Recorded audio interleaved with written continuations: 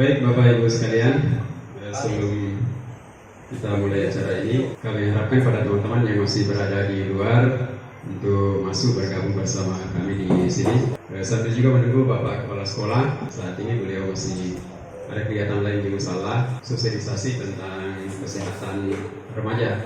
Baik, Assalamualaikum warahmatullahi wabarakatuh. Alhamdulillahirrahmanirrahim. Kita bersyukur kepada Allah Subhanahu wa Ta'ala atas perkenannya hingga pada kesempatan ini kita dapat berkumpul dalam rangka melaksanakan salah satu kegiatan sebagaimana yang kami sampaikan dalam undangan melalui WA Group kemarin. Ya. Bapak Ibu yang kami muliakan, selanjutnya mari kita kirimkan salawat dan salam kepada Rasulullah Muhammad SAW. Semoga kelak di hari kemudian kita mendapatkan syafaat dari beliau. Ya, sebelum kita lanjut, perkenankan kami sedikit memberikan gambaran tentang apa dan bagaimana kegiatan ini. Kegiatan diseminasi konsep dan pengalaman calon guru penggerak adalah salah satu bagian dari alur belajar merdeka ya, untuk kegiatan modul 1. Jadi sekedar informasi bagi Bapak Ibu bahwa program pendidikan guru penggerak yang kami ikuti bersama Pak Arman terdiri dari 3 modul, modul 1, modul 2, dan modul 3. Modul 1 terdiri dari 4 submodul, kemudian modul 2 terdiri dari 3 submodul, dan modul 3 juga terdiri dari 3 submodul. Ke-10 modul ini direncanakan akan selesai dalam waktu 6 bulan sejak bulan Juni. Tapi karena ada peralihan dari penyelenggara atau pengelola dari pihak TKP JSBK ke Balai Besar Guru Penggerak Sulawesi Selatan, kegiatan di bulan Juli itu ditangguhkan, kemudian baru dilanjut lagi di bulan Agustus. Yang akan kita lakukan hari ini adalah diseminasi modul 1. Tadi sudah kami sampaikan bahwa terdapat 4 submodul. Yang pertama adalah filosofi pendidikan kehajar dewantara. Kemudian yang kedua, peran guru penggerak terkait dengan pembentukan profil pelajar Pancasila. Kemudian yang ketiga adalah visi guru penggerak, dan yang keempat adalah pembentukan budaya positif di sekolah. Insya Allah sesi hari ini kita bagi 2, karena ada 4 modul maka kami bagi menjadi 2, modul 1.1 dan 1.2 nanti akan disampaikan oleh Pak Arman, kemudian modul 1.3 dan 1.4 akan saya sampaikan sendiri. Ya, tentu saja Bapak Ibu, kami berharap ada umpan balik dari teman-teman sekalian. Ya, bagaimanapun juga yang kami lakukan sekarang adalah proses belajar. Ya, kami sedang belajar, ya, belajar mengikuti informasi-informasi terbaru dan belajar menyampaikan kepada teman-teman yang lain. Semoga pada kegiatan pendidikan guru penggerak angkatan berikutnya, ya sekarang sedang terbuka pendaftaran untuk angkatan 8, 9, 10. Ya, Bapak Ibu guru juga tergerak untuk mendaftar, lalu kita bergerak bersama untuk menggerakkan teman-teman yang lain lagi. Baik, untuk mengefisiensikan waktu, segera saja kami persilakan Pak Arman untuk menyajikan informasi-informasinya. Silakan Pak Arman. Bismillahirrahmanirrahim. Assalamualaikum warahmatullahi wabarakatuh. Terima kasih banyak Pak atas kesempatan yang telah diberikan kepada saya. Pertama-tama, mari kita mengucapkan syukur alhamdulillah karena kita masih diberi kesehatan, kesempatan beserta umur yang panjang sehingga kita bisa hadir bersama-sama di tempat ini mengikuti undangan kami sebagai pemenuhan tugas tagihan tugas di LMS program guru penggerak. Dan tak lupa kita kirimkan salawat dan salam ke junjungan kita Nabi besar Muhammad SAW, Nabi yang menunjukkan jalan bagi kita dari alam yang gelap menuju ke alam yang terang benderang. Bapak dan Ibu guru yang saya hormati, sebelum saya sampaikan mengenai pengalaman kami setelah memasuki guru penggerak, apakah perlu saya perkenalkan diri dulu? Perlu. Atau apakah saya perlu menyampaikan profil saya di atas sebelum lanjut? Boleh. Oke, saya rasa yang perlu saya sampaikan pada saat ini adalah apa yang menjadi kekurangan saya sebenarnya. Bapak Ibu yang saya hormati, jujur saya sampaikan bahwa mari Pak, sini.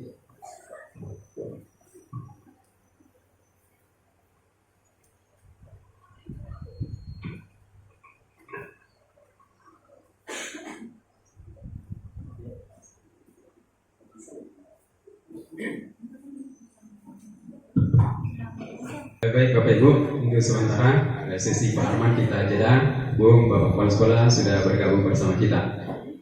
Kita akan mendengarkan sedikit pengarahan atau tambahan informasi dari Bapak Kepala Sekolah terkait dengan kegiatan pendidikan guru penggerak ini. Bapak, kami persilakan. Bismillahirrahmanirrahim. Assalamualaikum warahmatullahi wabarakatuh. Waalaikumsalam warahmatullahi wabarakatuh. Alhamdulillahirrahmanirrahim. Wassalatu wassalamu ala asyrafil anbiya'i wal mursalin Sayyidina Muhammadin wa ala alihi wa sahbihi ajma'in. Alhamdulillahirrahmanirrahim. Bapak Ibu yang saya hormati, patut kita bersyukur kepada Allah Subhanahu wa Ta'ala, di mana pada pagi hari menjelang siang kita masih diberikan kesehatan, kekuatan, sehingga kita masih bisa melaksanakan tugas dan tanggung jawab kita sebagai abdi negara, abdi masyarakat.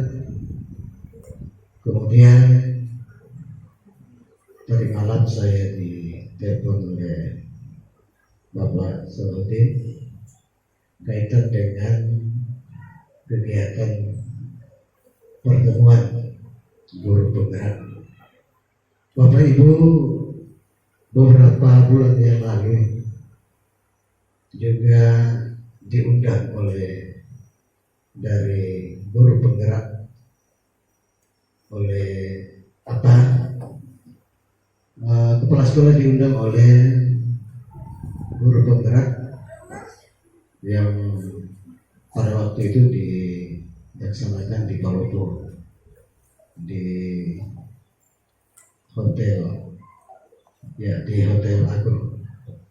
Jadi sedikit tidaknya bahwa ada materi-materi yang dipesankan kepada kepala sekolah tentang teman-teman.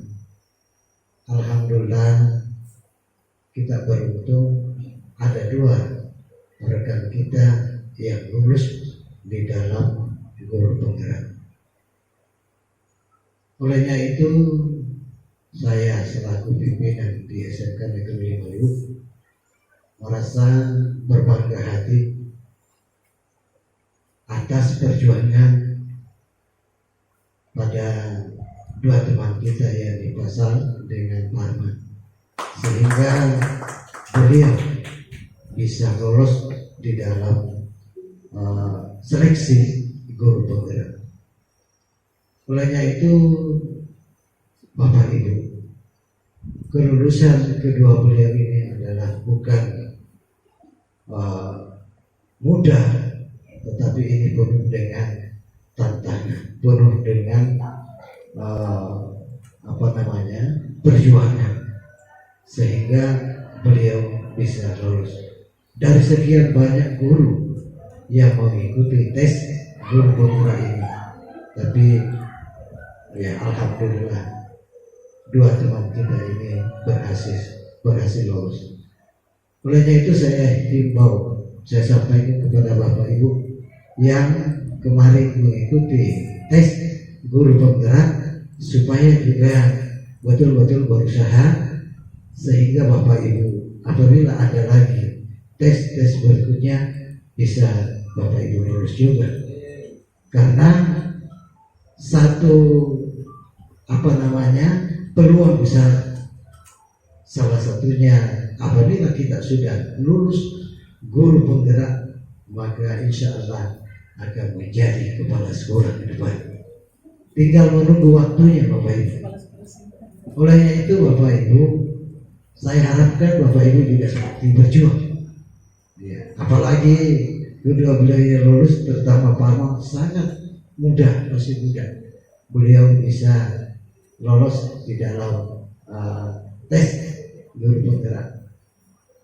Selanjutnya Bapak Ibu, ya, dengan kesyukuran kita lulusnya dua teman kita di sini, dengan ilmu pengetahuan yang didapatkan, saya harapkan dapat memberikan motivasi kepada kita semua yang ada di SMK sini, sehingga sekolah kita ini bisa maju, baik dari akademiknya maupun dari personnya, dari orang per orang, dari Bapak Ibu guru.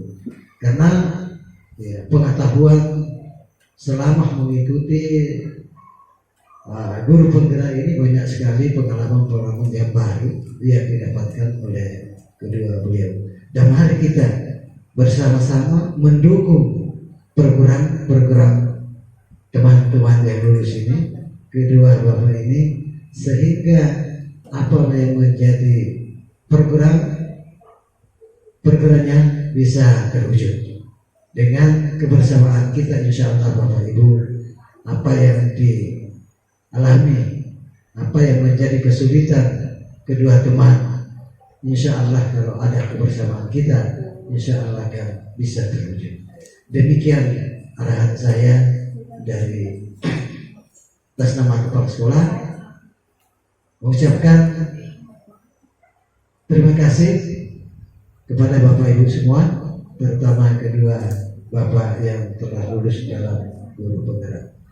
Demikian saya akhiri dengan ucapan billahi taufiq wal hidayah. Assalamualaikum warahmatullahi wabarakatuh.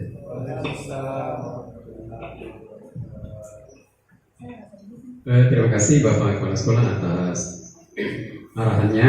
Ya, semoga ini semakin menyemangati kita, menyemangati kami berdua dan Bapak Ibu semua untuk terus bergerak dan menggerakkan. Baik, selanjutnya kami persilakan kembali kepada Bapak Armandullah untuk melanjutkan penyajiannya. Silakan Pak. Baik Pak, terima kasih banyak. Bapak Ibu sekalian yang saya hormati, sebelum saya lanjut, tadi saya ingin menyampaikan terima kasih banyak kepada Bapak dan Ibu yang sudah hadir memenuhi undangan kami. Tadi yang terakhir bahwa kalau biasanya menampilkan profil itu prestasi-prestasi kita nih, tapi kalau saya ingin menyampaikan kekurangan saya.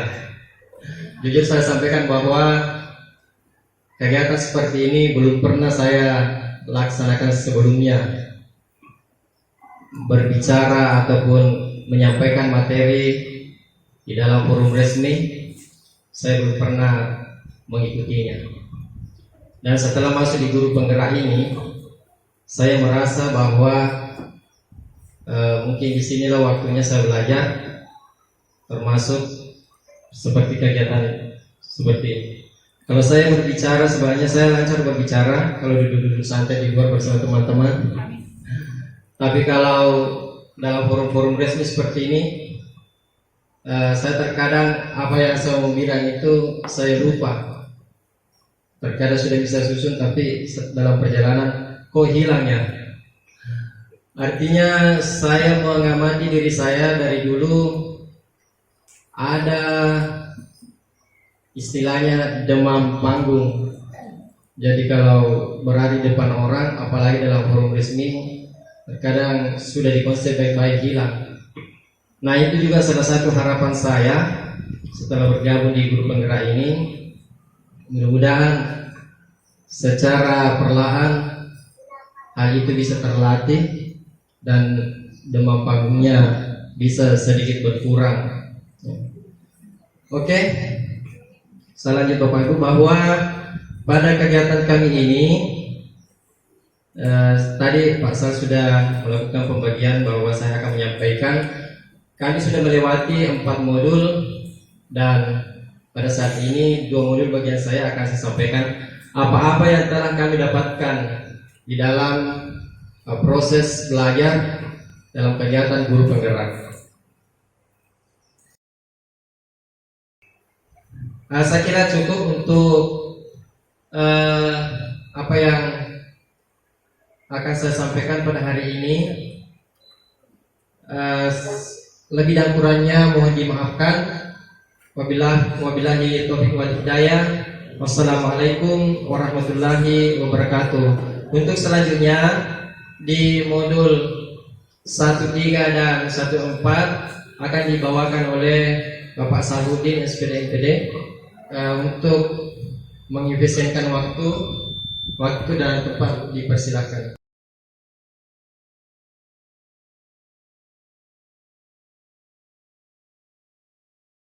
Baik Bapak Ibu sekalian, telah kita dengarkan paparan dari Pak Arman terkait dengan submodul 1.1 dan 1.2. Sebelum saya lanjut, ya menyambung dari Pak Arman tadi, saya tambahkan sedikit lagi ini informasi tentang filosofi Hidayah Dewantara, bahwa anak-anak kita itu hidup dan tumbuh sesuai dengan kodratnya sendiri. Pendidik hanya dapat merawat dan menuntun tumbuhnya kodrat itu. Di anak bukan kertas kosong, mereka sudah punya bekal masing-masing. Kalau pemikiran saya, modal terbesar yang dimiliki oleh seorang anak sejak lahir itu adalah rasa ingin tahu. Ya, tugas kita adalah mengarahkan rasa ingin tahu itu sehingga tidak salah arah, tidak salah jalan. Ya, ini kalau saya menggambarkannya bahwa mendidik anak itu adalah seperti bermain layangan. Ya, tarik ulur. Kadang kita harus menarik, kadang diulur. Ya, supaya tidak menjadi layangan putus. Baik Bapak Ibu, sebelumnya terkait dengan modul 1.3 dan 1.4, ini ada di atas pertanyaan yang menunggu respon atau jawaban dari Bapak Ibu. Tuliskan satu kata yang menggambarkan harapan Anda terhadap murid di masa depan. Satu kata saja, masih dikasih menti tadi. Yang paling menggambarkan seperti apa harapan Bapak Ibu tentang murid kita hari ini di masa depan. Ya, silakan ditulis di nanti. Satu kata saja.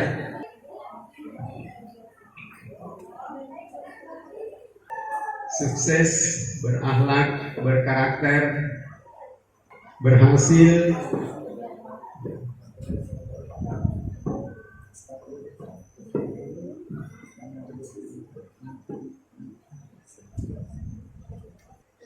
No game. Maksudnya begini, tidak bermain game ya. Mandiri, ya.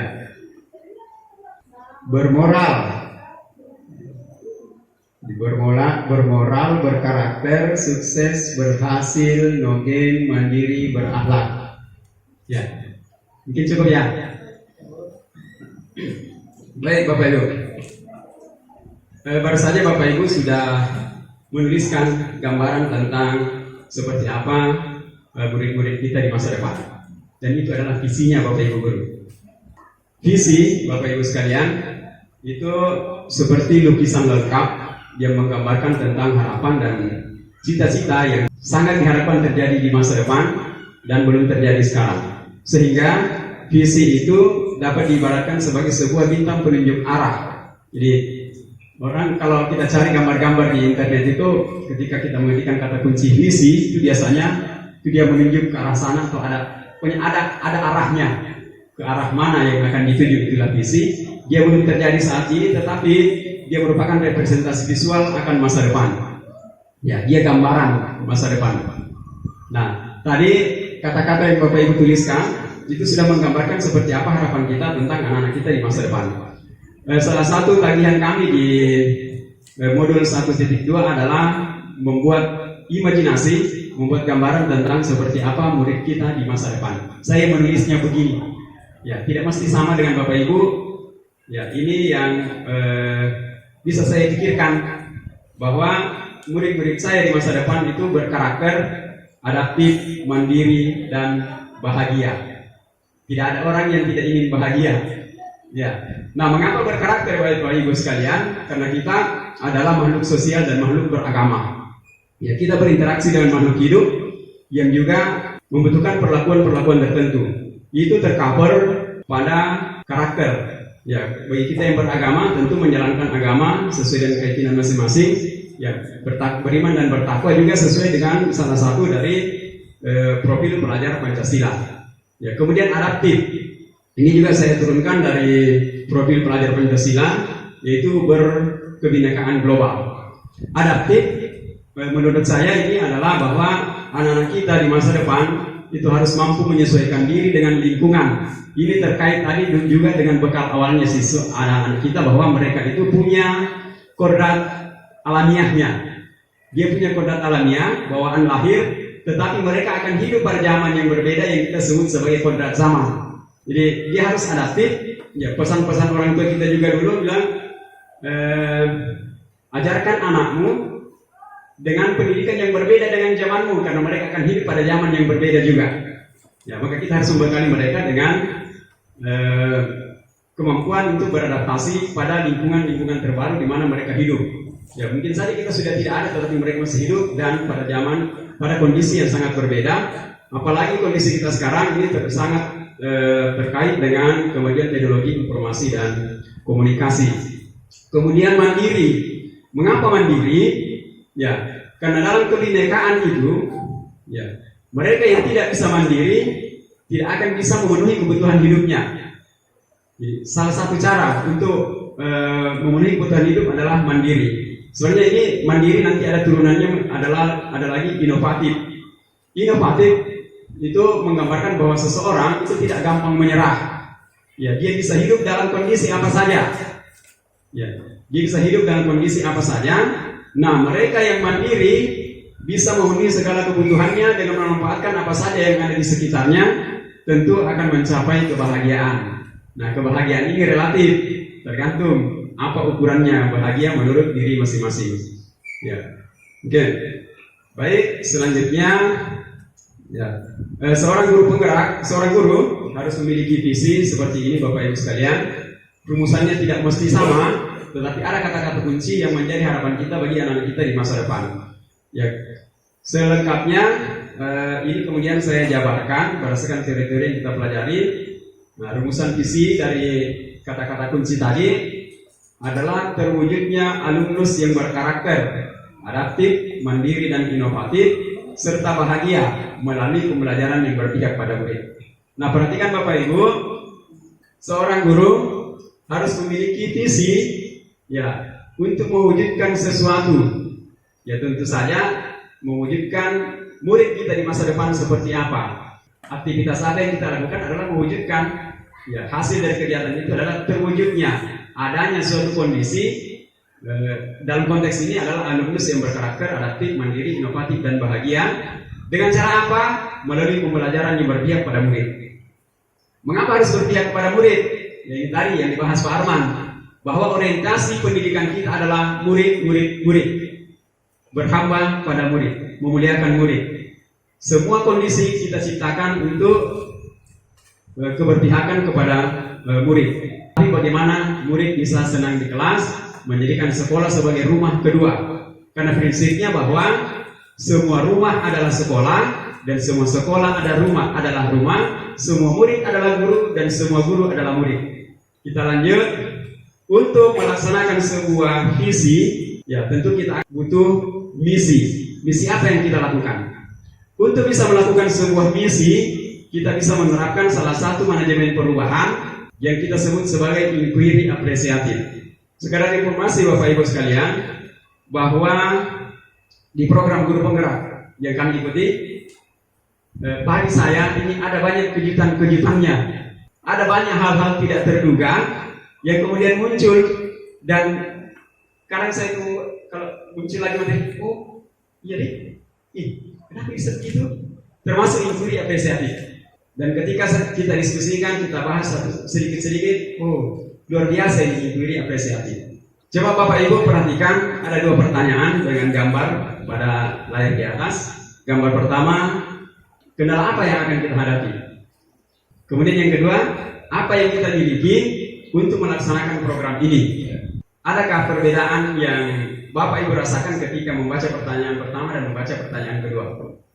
Mungkin bisa dikasih berbalik. Baik, silakan Pak Awi. Itu yang poin pertama, kendala yang akan dihadapi itu kan belum kita hadapi, Pak. Belum Berarti menghadapi. masih dibayangkan. Sedangkan kalau yang kedua, kodam kita untuk menghadapi sesuatu. Oke. Apa yang kita miliki untuk melaksanakan. Jadi Iya. ada yang baru akan kita pikirkan, sedangkan yang kedua itu yang sudah kita hadapi, itu sudah kita miliki sekarang. Oke, baik. Luar biasa. Baik Bapak Ibu.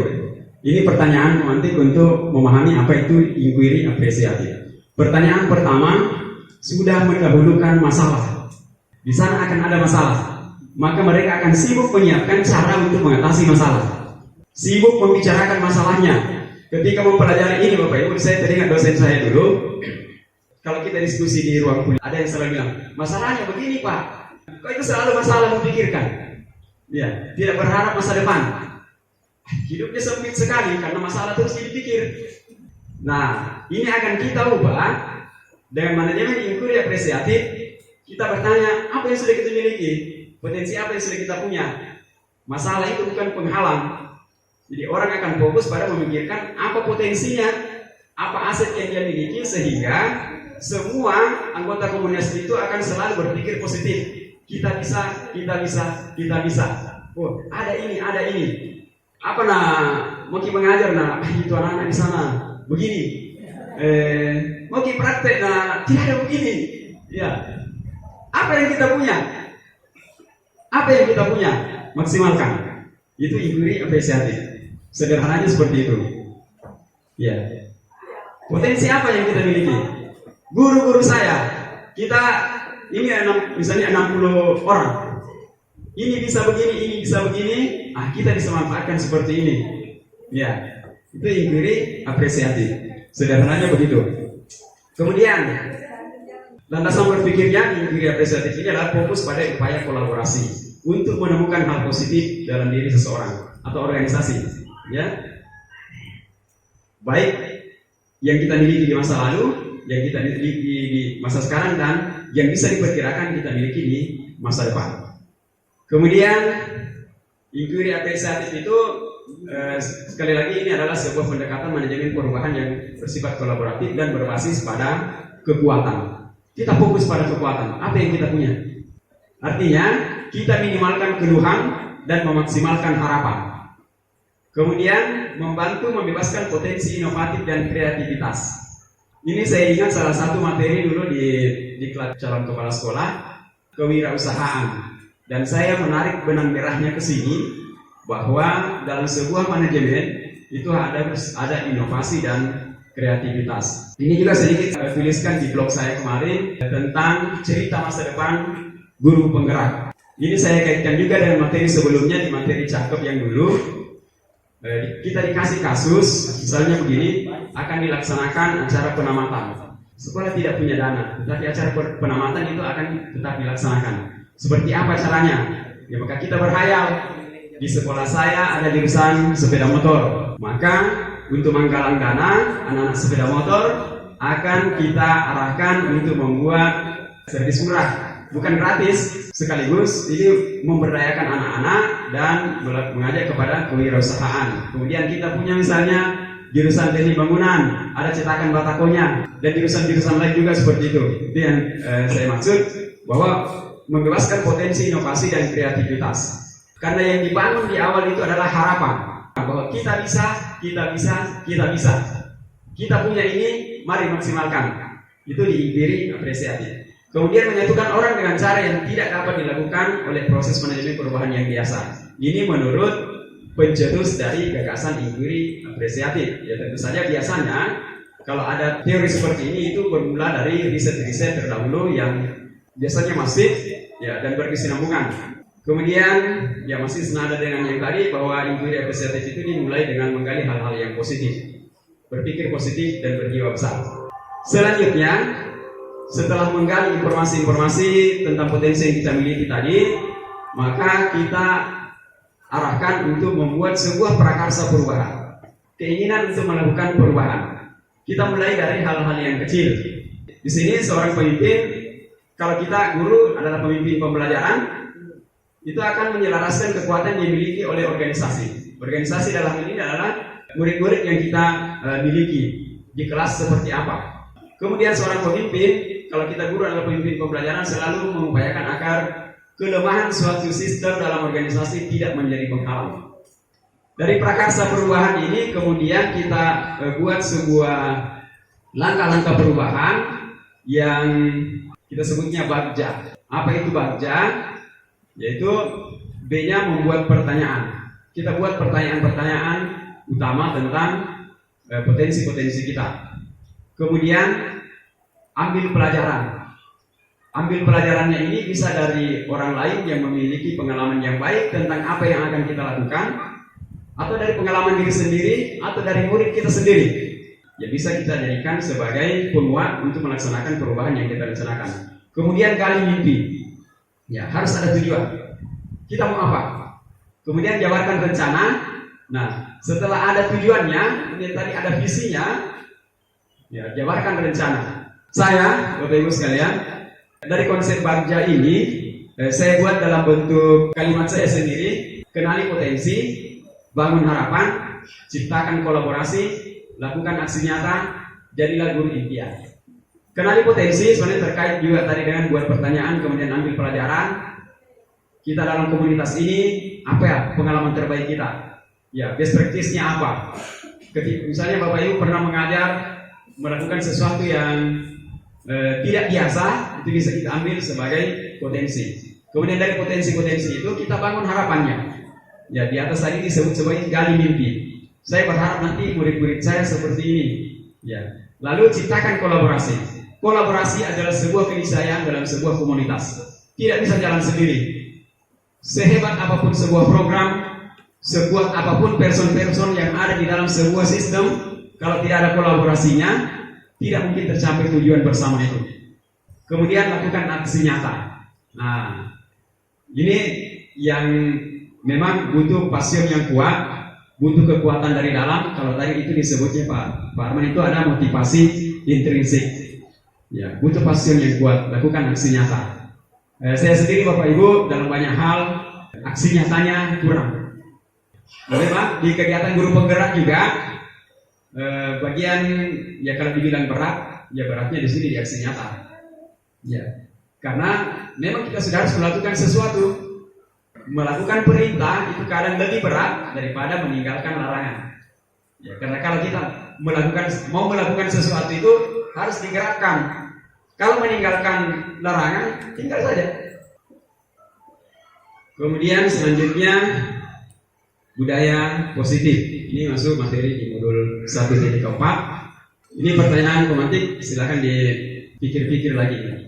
Apa pentingnya menciptakan suasana positif di lingkungan Anda, khususnya kita di lingkungan sekolah ini?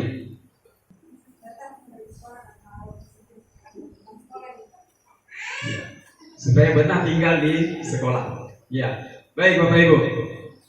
Kalau saya dulu menulisnya begini, saya cerita juga bahwa suasana positif itu seperti tanah subur bagi tanaman. Tanah yang subur bagi bibit akan menjadi sumber nutrisi yang baik untuk menumbuhkan akar-akar yang kuat. Akar yang kuat akan menumbuhkan batang dan daun yang kuat dan lebat. Saya menggambarkannya seperti pohon. Kemudian pohon yang kuat dan daun yang rimbun, daun yang lebat itu pertanda kesuburan, pertanda suasana yang positif, akan mengundang komunitas-komunitas lain untuk tinggal di situ. Seperti tadi ungkapannya Ibu Desti, burung-burung akan datang membangun sarang di situ, beranak pinak di sana. Ya.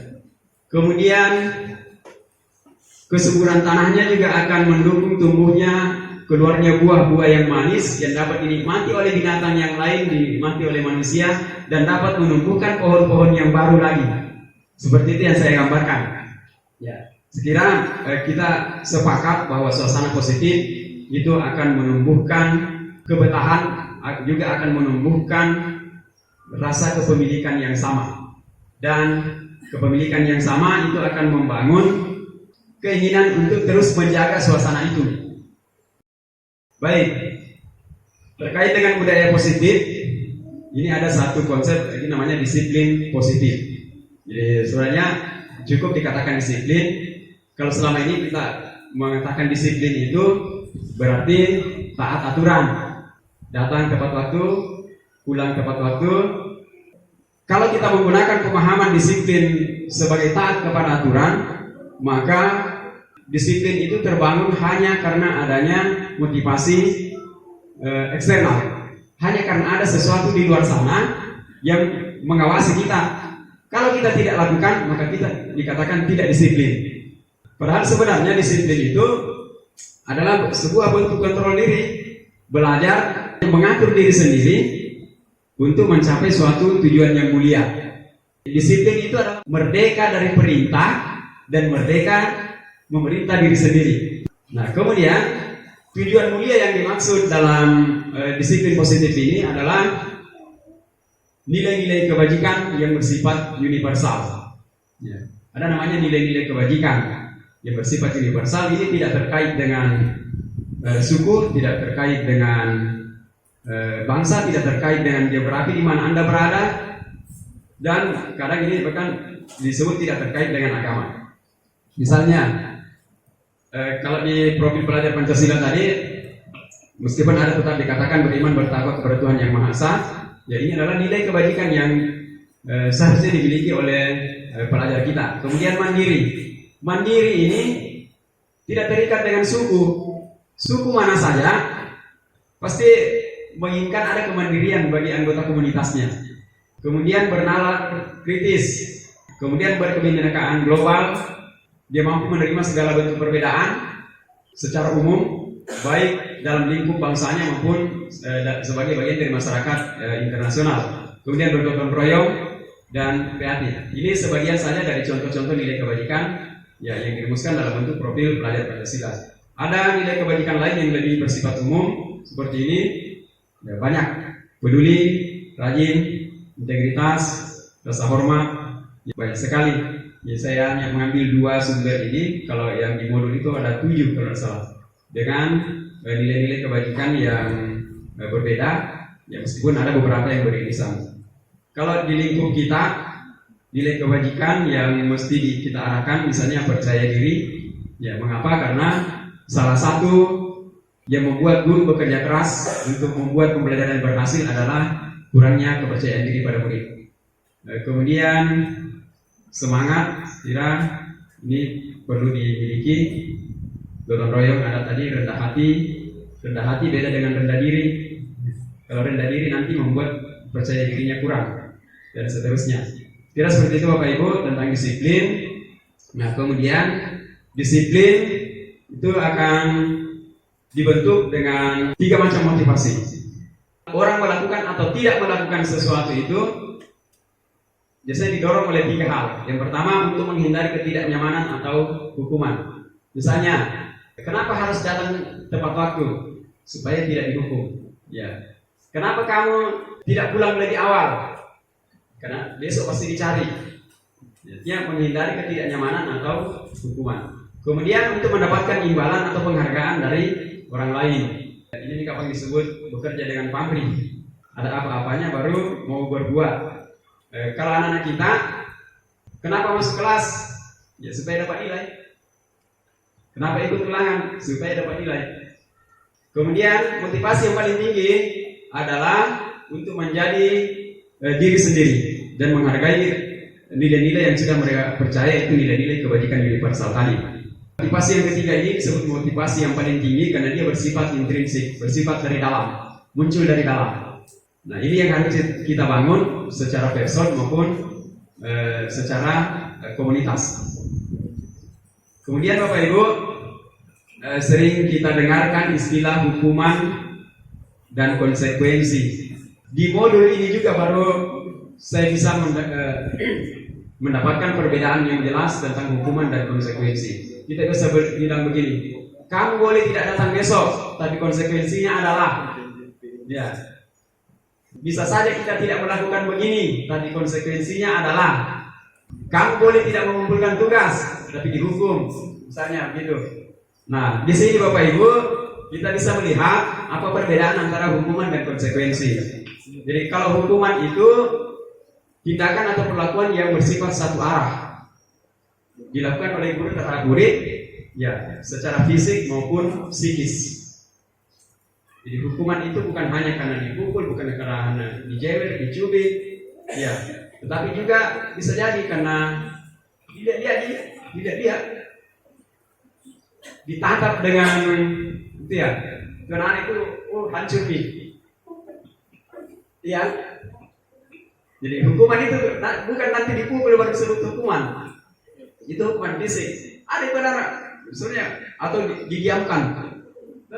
Anak-anak yang kita anggap melakukan kesalahan didiamkan, itu tidak dibicarain, pasti hancur itu, ya, hancur dia. Kemudian bersifat tidak terencana atau tiba-tiba, artinya tidak ada kesepakatan sebelumnya. Baik, kita lanjut ke konsekuensi lagi. Konsekuensi itu sesuatu yang harus ditanggung atas pelanggaran yang dilakukan berdasarkan kesepakatan yang sudah dibuat sebelumnya. Konsekuensi ditok memang nih, kalau tidak bekerja ini nanti begini jadinya. Artinya dia sudah siap di depan. Ketika konsekuensi itu harus terjadi pada dia sudah menyadari memang bahwa itu akan terjadi. Ini terkait dengan pelanggaran atau kesalahan yang dilakukan. Nah, ini catatan pentingnya Bapak Ibu. Konsekuensi terkait dengan pelanggaran atau kesalahan ada hubungannya. Nanti ada contoh di bawah ini. Kemudian untuk memulihkan sebuah pelanggaran, Bapak Ibu, ada kita kenal istilah restitusi. Ini juga istilah yang baru. Ya, kalau di fisika saya biasa belajar koefisien restitusi. Nah, restitusi adalah proses untuk menciptakan kondisi atau pemulihan bagi murid untuk memperbaiki kesalahan mereka, sehingga bisa kembali pada kelompok, ya, bisa membaurkan diri lagi. Ada rasa percaya dirinya untuk bergabung meskipun tadi dia sudah melakukan kesalahan. Itu restitusi. Baik. Nah, ini dia. Ini ada dua kasus. Apakah dia hukuman atau konsekuensi? Lari mengelilingi lapangan 10 kali karena terlambat datang ke sekolah. Apakah ini hukuman atau konsekuensi? Hukuman. Hukuman. Kenapa hukuman? Tidak ada dalam perjanjiannya. Ya. Tidak ada undang-undangnya. Tidak ada perjanjiannya, dan saya kira tidak akan ada tata tertib sekolah yang menuliskan begini. Kalau kau terlambat disuruh lari 10 kali. Ya. Hukuman. Terjadi spontan saat itu. Ya. Dan bisa jadi yang tidak meskipun pelanggarannya bukan datang terlambat juga disuruh lari 10 kali. Misalnya, nah kasih patah kaki meja 1. Suruh lari 10 kali, tidak terkait, tidak ada kaitannya dengan kesalahannya. Tapi yang kedua, lari mengelilingi lapangan 10 kali karena terlambat pada pelajaran praktik PJOK. Konsekuensi atau hukuman? Konsekuensi. Ya. Kenapa konsekuensi? Karena sudah ada kesepakatan sebelum memulai mata pelajarannya. Ya. Yang terlihat langsung di teks ini adalah ada keterkaitan antara lari dengan pelajaran olahraga. Karena dia tadi belum pemanasan, disuruh pemanasan dulu. Kita lanjut. Nah, ini beberapa deskripsi terkait dengan hukuman, konsekuensi, dan restitusi. Kalau hukuman itu membuat anak pada posisi identitas gagal. Dia akan merasa bukan siapa-siapa lagi. Ya, hancur. Ya, anak-anak yang sering dihukum itu akan terpatri dalam pikirannya. Tidak ada yang saya harapkan ini. Tidak ada nih.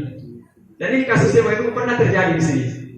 Ini waktu masih Opu yang kepala sekolah waktu itu, ada satu siswa kita, siswa pindahan dari Belopa, masuk di jurusan pemasaran, saya ingat persis itu. Karena di sana jarang masuk, pindah ke sini. Di sini juga dalam prosesnya itu tidak ada perubahan yang signifikan terkait masalah yang dari sana, malasnya itu. Sampai di sini masih malas juga. Lalu wali kelasnya dan guru-guru yang mengajar di kelasnya selalu bilang, tinggal kelasmu kok kau. Ya, tinggal kelasmu itu. Ya.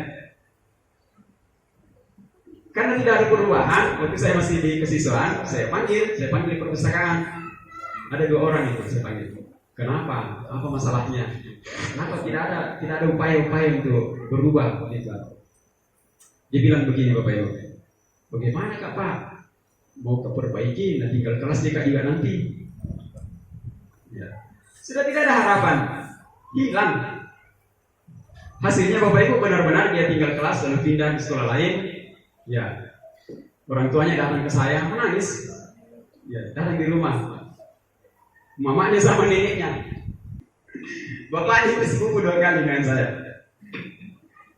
Oh itu apa? Keputusan rapat tinggal kelas. Saya kuatkan hati saya. Tidak bisa lagi, tidak bisa ditoleransi. Tinggal kelas. Mamanya, neneknya tidak mempan. Datang lagi omnya. Ya, datang omnya. Kakeknya ini anak. Ya, omnya bapaknya, omku juga. Saya tidak bisa om. Tidak bisa. Kepala sekolahnya bilang, waktu itu dia bilang begini, pindah dari sini itu bukan berarti dia akan gagal selamanya. Bisa jadi di tempat lain. Nah ini sebenarnya Bopu sudah melakukan restitusi. Bopu itu melakukan restitusi. Dia memulihkan keadaannya ini anak, dikasih harapan. Ya. Dan sekarang anak itu sudah memiliki 1 kandang ayam potong, sudah membangun rumah walet setelah bekerja sebagai pelaut. Ya. Baik, jadi di sini hukuman membuat identitas gagal. Anak yang sering dihukum itu ketika melakukan kesalahan dia akan berusaha menyembunyikan kesalahan itu. Ya, jadi memupuk rasa tidak jujur. Nah, kalau yang kita berikan adalah konsekuensi, maka anak akan belajar untuk taat pada peraturan. Ya, karena ada muncul kesadaran dari dirinya. Nah, kalau diberikan restitusi, sebenarnya yang pemulihan keadaan itu dia akan berusaha untuk memecahkan masalahnya sehingga tidak mengulangi kesalahan yang sama. Kemudian lanjut ke kebutuhan dasar manusia. Mengapa orang melakukan sesuatu? Termasuk kenapa seseorang melakukan pelanggaran? Ya, itu karena ada kebutuhan dasarnya. Tadi sudah disinggung sedikit Pak Arman. Ya. Melakukan dan tidak melakukan sesuatu itu karena ada kebutuhan dasar. Ada 5. Yang pertama itu yang terkait dengan survival. Bagaimana bertahan hidup? Ya, makan. Kenapa orang makan? Karena kebutuhannya seperti itu. Kemudian kesenangan, semua orang butuh senang. Termasuk anak-anak kita di kelas, itu dia butuh senang belajar. Kemudian dia butuh untuk diakui eksistensinya, ya, merasa diterima, merasa dicintai, merasa ada kasih sayang di kelasnya, dari temannya dan dari gurunya. Ya. Kemudian ada kebebasan. Setiap orang punya keinginan untuk mengekspresikan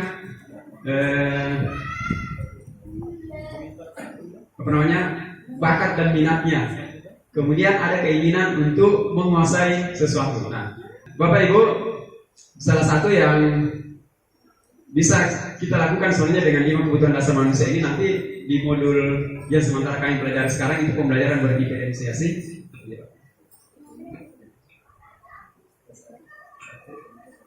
Baik, kita lanjut 5 posisi kontrol guru.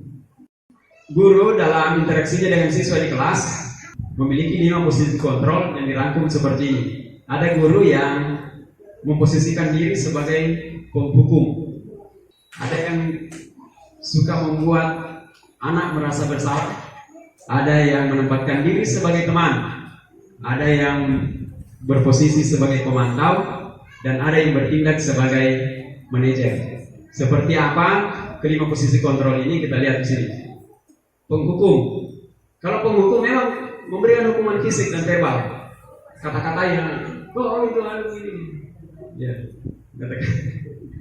Saya juga bisa. Hukuman fisik, ya, cambuklah, dipukul, betisnya dicubit. Yang penting jangan dielus-elus pipinya.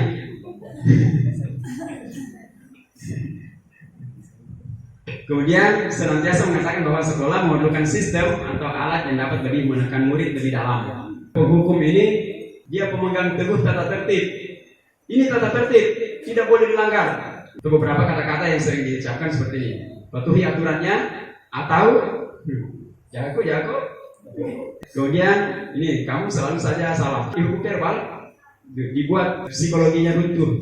Kemudian posisi sebagai pembuat rasa bersalah. Ini di kapal Rano, Raja Noko.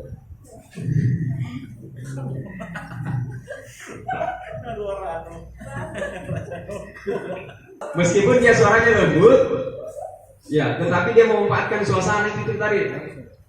Tidak dibicarakan itu anak-anak supaya kita kenapa kali? Karena pipi bubur dan begitu sama saya. Ya, pembuat rasa bersalah. Jadi ini anak-anak menerka-nerka dirinya sendiri. Kapan deh? Kenapa kayak lagi ini? Ya. Nah, kata-kata yang biasa diucapkan seperti ini. Ya, ibu sangat kecewa sekali dengan kamu. Ya, berapa kali kita dibilang itu baru berubah? Gitu.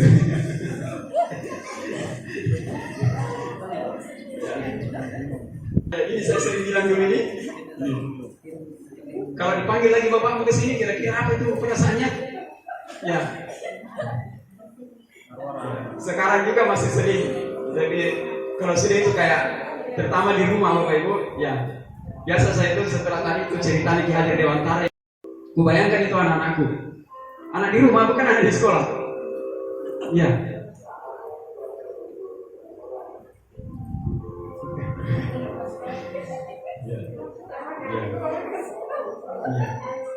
Bagaimana caranya kita baru bisa mendengar? Ya, itu pembuat rasa bersalah. Baik, kemudian posisi kontrol sebagai teman. Tidak akan menyakiti murid. Baik sekali Pak Guru. Baik sekali. Dia sangat traktir muridnya. Ya. Berupaya mengontrol murid secara persuasif. Jadi mendekati, ya pintar menggombal. Tapi tidak boleh ke sana kan ini, tidak boleh ke sana.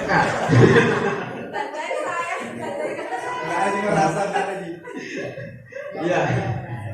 Menggunakan hubungan baik dan humor. Dia menggunakan upaya persuasif. Ayo bantulah, ayo sama-sama kita ini ya.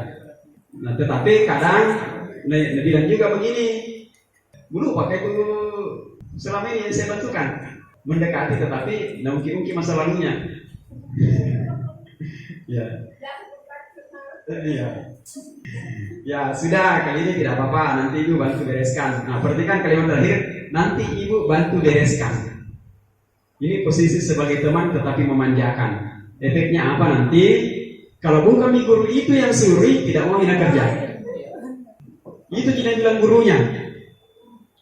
Oke, baik. Yang berikut, posisi guru sebagai pemantau.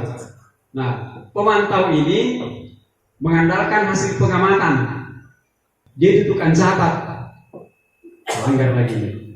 Melanggar lagi ini. Berapa kali mau terlambat? Jadi dia selalu pakai seperti itu untuk memberikan hukuman atas kesalahan yang terjadi. Yang terakhir, ini posisi yang paling diharapkan dari seorang guru adalah sebagai manajer. Berbuat sesuatu bersama dengan murid. Kemudian mempersilakan murid mempertanggungjawabkan perilakunya. Kalau ada yang melakukan pelanggaran, kamu bisa apa untuk memperbaiki kesalahan itu? Ya, mempertanggungjawabkan sendiri. Kemudian mendukung murid dapat menemukan solusi. Ya, bukan kayak tadi nanti bapak yang bereskan itu, ibu yang bereskan.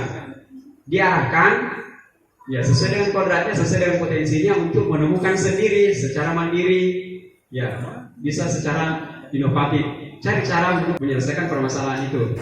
Ya, diajak untuk menganalisis kebutuhan dirinya. Ya, kemarin ini saya coba-coba untuk menanyakan mereka untuk menuliskan 5 hal yang disukai dan yang tidak disukai. Nah, di 2 kelas saya coba begitu Bapak Ibu. Di kelas 11 TKJ kalau tidak salah ada 23 hal yang disukai. Di kelas 12 itu ada 20. 23 dan 20 ini ada yang sama, banyak sekali yang sama. Di kelas yang berbeda. Ya, mereka suka pada hal yang sama. Itu 23 dan 20 poin. Kemudian ada 24 kalau tidak salah yang tidak mereka sukai di kelas 11 TKJ dan ada 22 di kelas 12 TKJ. Banyak kemiripannya juga. Informasi-informasi itu bisa kita gunakan untuk memposisikan diri kita sebagai manajer pembelajaran. Ya. Kemudian seorang guru manajer akan menanyakan begini, apa yang kita yakini? Ada namanya keyakinan kelas. Keyakinan kelas itu lebih baik daripada kesepakatan kelas. Misalnya di awal pembelajaran kita buat kesepakatan. 1, tidak boleh main HP selama pembelajaran, tidak boleh makan minum selama pembelajaran. Kalau mau keluar harus minta izin. Kalau disebut kesepakatan itu masih lebih bersifat mengikat. Anak-anak itu masih merasa terawasi. Tetapi kalau itu diubah menjadi keyakinan kelas sebagai sesuatu yang memang mereka butuhkan, ya kan, terkait dengan nilai-nilai kebajikan tadi, maka mereka akan secara sadar melakukannya sendiri. Itu keyakinan kelas. Kemudian pertanyaan lain, ini berkelanjutan, apakah kamu meyakini tadi keyakinan kelas itu bahwa seseorang itu harus disiplin, seseorang itu harus bisa membantu orang lain, seseorang itu harus bisa bergotong royong? Iya. Nah, kalau meyakininya, bagaimana memperbaikinya? Kalau dia terlambat kerja bakti, ya mungkin dia akan bilang, insya Allah saya akan datang lebih awal lagi nanti untuk kerja bakti. Atau mungkin dia akan minta, bisa Pak, saya bereskan itu yang di sana. Bisa saja. Ya. Kalau guru berperan sebagai manajer, itu akan memunculkan tadi kreativitas dan memunculkan potensi-potensi yang tersembunyi dari komunitasnya. Oke. Segitiga restitusi, ini bagian terakhir.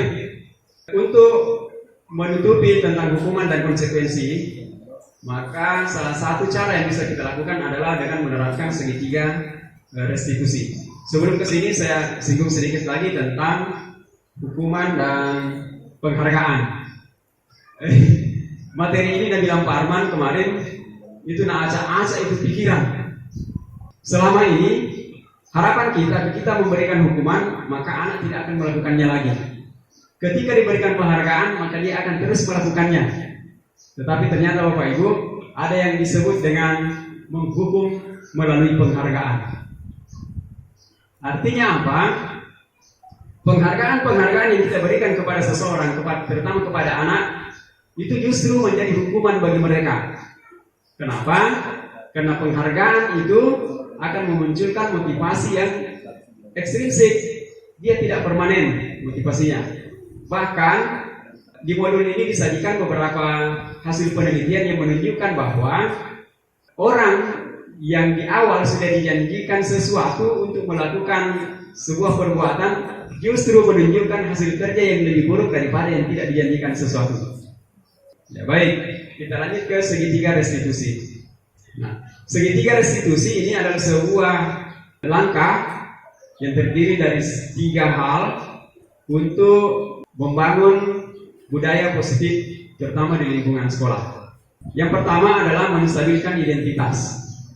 Menstabilkan identitas di sini Bapak Ibu, ini maksudnya bahwa anak yang sudah merasa gagal karena melakukan pelanggaran-pelanggaran tadi, itu kita stabilkan lagi. Kita kembalikan kepada posisinya sebagai bukan orang yang bersalah sekali.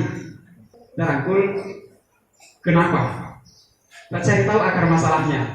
Akar masalahnya tidak akan jauh-jauh dari 5 kebutuhan dasar tadi. Kenapa dia melakukan itu? Lebih kepada tindakan persuasif. Setiap orang pasti pernah melakukan kesalahan. Ya, artinya dipulihkan perasaannya bahwa dia bukan manusia paling sempurna. Pelanggaran itu kita sebut sesuatu yang biasa, tanda petik ya. Artinya memang akan terjadi pelanggaran-pelanggaran itu. Kemudian setelah stabil identitasnya, dia merasa kembali ke posisinya sebagai orang yang bukan orang yang bersalah sekali. Kemudian ada namanya validasi tindakan yang salah. Tanyakan kenapa dia lakukan begitu. Kenapa? Pasti tadi itu tidak jauh-jauh dari 5 kebutuhan dasar. Kebutuhan hidup. Orang mencuri mungkin kan kelaparan. Atau anak terlambat, misalnya kena rusak motornya, tidak langsung, terlambat tete. Atau tidak pakai baju seragam, itu perlu kita telusuri akar masalahnya. Ya. Kemudian setelah itu Bapak Ibu sekalian, kita menanyakan keyakinan kelas ya, atas pelanggaran yang dia lakukan itu. tadi kamu melakukan ini karena begini, seharusnya bagaimana? Ya, apa yang bisa kamu lakukan supaya ini tidak terulang lagi misalnya, atau supaya kondisinya kembali menjadi lebih normal lagi. Ya, itu segitiga restitusi, saya kira baik untuk dicobakan ini. Ketika ada anak melakukan pelanggaran itu tidak langsung diponis bahwa dia begini, perlu ditelusuri. Karena Bapak Ibu di sekolah ini saja yang biasa saya lakukan di awal pembelajaran, kalau kelas itu siswa yang baru saya hadapi, itu di pertemuan pertama saya tidak mengajar, habiskan waktunya cerita. Dari sana akan teridentifikasi siswa yang tidak tinggal sama orang tuanya. Kalau siswa yang tidak tinggal sama orang tua ini juga banyak penyebabnya. Orang tuanya meninggal satu, diambil sama neneknya, bapaknya meninggal lagi, ya. Atau orang tuanya masih hidup dua-duanya, tapi bercerai, dua-duanya meninggal lagi. Orang tuanya masih hidup, tapi tidak tinggal bersama karena orang tuanya merantau, dia tinggal sama neneknya. Ya. Banyak anak-anak kita begitu. Dan ini akan menurunkan masalah-masalah, ya kalau kita sebut itu masalah di sekolah. Ya. Nah, sejak saya lakukan ini Bapak Ibu, menggali begitu, saya tidak pernah lagi tuh mau gimana ya. Karena ternyata mereka melakukan itu karena ada alasannya, bukan dengan secara sadar, dengan semau-maunya begitu. Ya. Pernah kita temukan itu kalau salah di TSN yang tidak datang lagi tidak bawa buku, ditelusuri ternyata ibunya meninggal, bapaknya sakit, dia kerja. Inilah pentingnya pengenalan karakteristik peserta didik, penting sekali. Pokoknya di forum ini saya mengajak kita semua untuk mau berubah, paling tidak kita sudah belajar. Kalau penerapannya belum, yang penting kita sudah gugur satu kewajiban untuk mau tahu. Ya. Yang penting tahu dulu, melakukannya nanti kalau belum bisa sekarang. Baik, kira seperti itu untuk sesi saya. Selanjutnya kita diskusi lepas. Assalamualaikum warahmatullahi wabarakatuh. Untuk yang telah disampaikan Pak Sal tadi dengan apa yang telah saya sampaikan, siapa tahu kepada Bapak dan Ibu guru ada sesuatu yang mau disampaikan atau ditanyakan atau hal-hal yang ingin didiskusikan, bisa disampaikan sekarang. Ada Bapak Ibu? Atau sekali untuk makan siang?